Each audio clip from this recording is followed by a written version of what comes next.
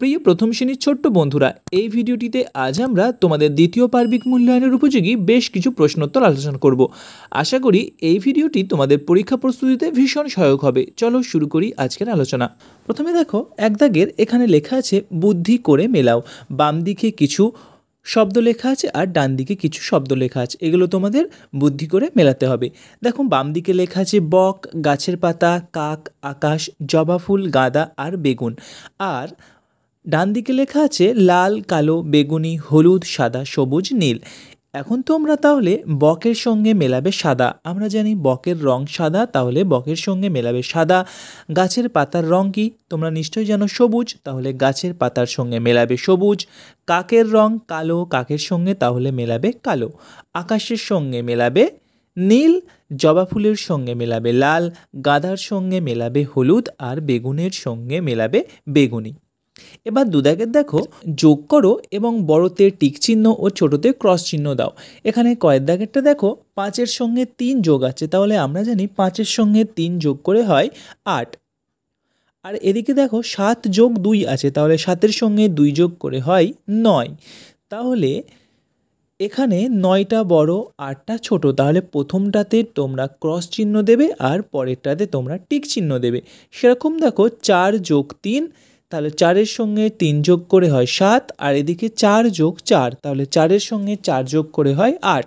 তাহলে প্রথমটা কাটা চিহ্ন আর পরেরটা টিক চিহ্ন দেবে। গয়েরটা দেখো 8 যোগ 1, তাহলে 8-এর সঙ্গে 1 যোগ করে হয় 9। 3 যোগ 4, তাহলে 3-এর সঙ্গে 4 যোগ করে হয় 7।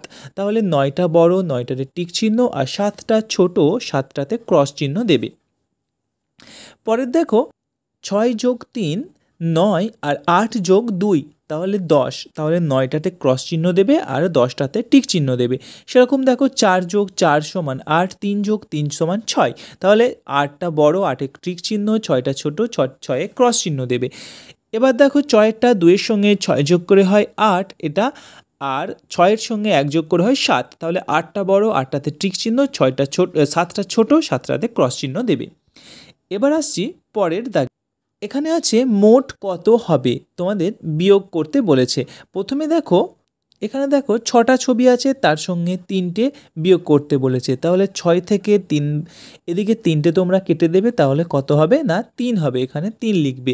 এরকম করে করে তোমরা এই বাকিগুলো নিজেরা করার চেষ্টা করো। তারপরেরটা দেখো, খদাগেরটা দেখো, এখানে প্রথমে আছে 1 2 3 4 5 6, প্রথমে 6টা ছবি আছে, তার সঙ্গে বিয়োগ করতে বলেছে 4টে। তাহলে 6 থেকে 4টে বাদ দিলে 2 থাকে, তোমরা এই ডান দিকের বক্সে 2 লিখবে। তারপরেরটা দেখো, তারপরেরটাতেও আছে 6টা ছবি, তা থেকে 2টো বাদ দিতে বলেছে, তাহলে 6 থেকে 2 বাদ দিলে 4 হবে। এরকম করে করে তোমরা বাকিগুলো নিজেরা করে নেবে।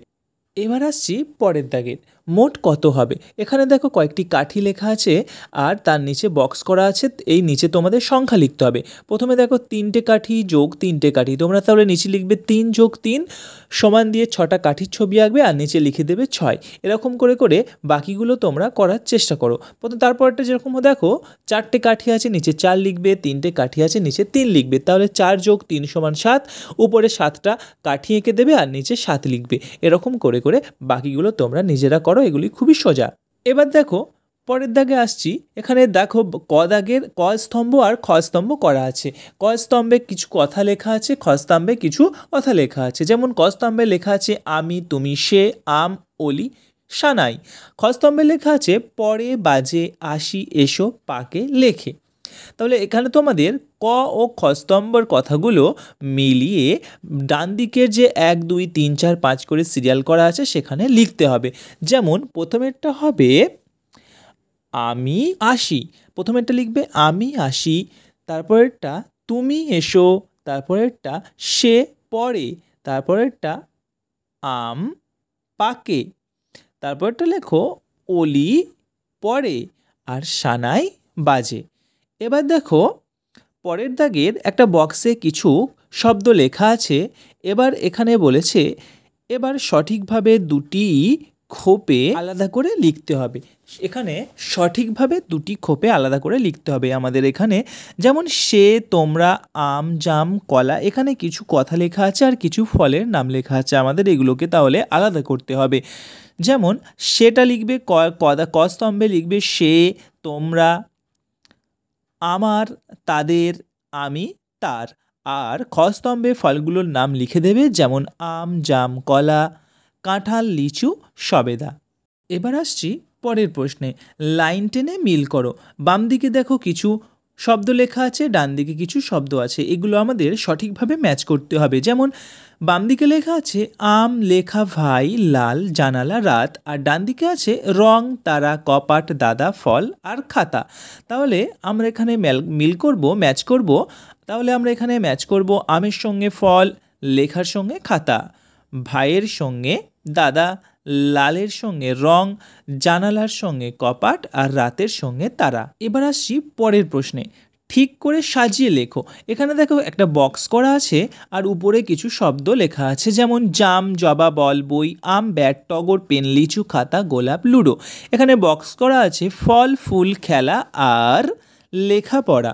লেখাপড়া এখানে তো আমাদের তাহলে উপরের শব্দগুলোর মধ্য থেকে ফল যেগুলো আছে সেগুলো ফলের ঘরে লিখবে, যেমন জাম, আম, লিচু। ফুলের ঘর যেগুলো আছে ফুলের ঘরে লিখবে ফুল যেগুলো আছে, যেমন জবা, টগর, গোলাপ।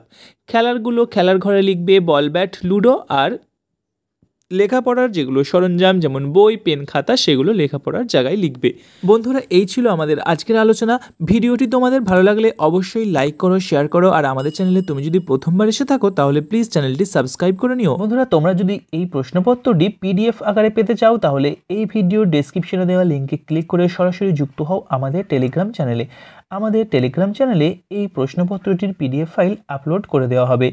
ধন্যবাদ।